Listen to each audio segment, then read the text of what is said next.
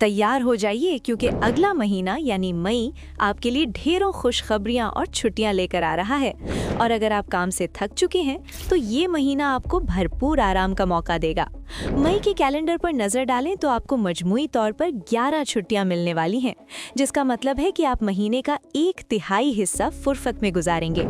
इसका आगाज ही एक जबरदस्त क्लस्टर से हो रहा है क्योंकि 1 मई बरोज जुमा यौम मजदूर की सरकारी छुट्टी है और इसके साथ हफ्ता और इतवार शामिल होकर आपको लगातार 3 छुट्टियां मिल जाएंगी।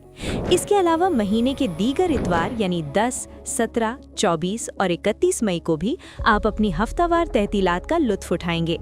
लेकिन असल रौनक महीने के आखिरी हफ्ते में लगेगी, जब 26 मई से 29 मई तक ईद उल अजहा और हज की 4 बड़ी छुट्टियां मुतवक्के हैं। ये छुट्टियां मंगल से जुमे तक होंगी और इसी दौरान 28 मई को यौम तकबीर की सरकारी छुट्टी भी आएगी। अगर आप जरा सी समझदारी दिखाएं और पीर 25 मई की सिर्फ एक छुट्टी का इंतजाम कर लें तो 23 मई के हफ्ते से लेकर 31 मई के इतवार तक आपको लगातार 9 दिन का एक तवील ब्रेक मिल सकता है।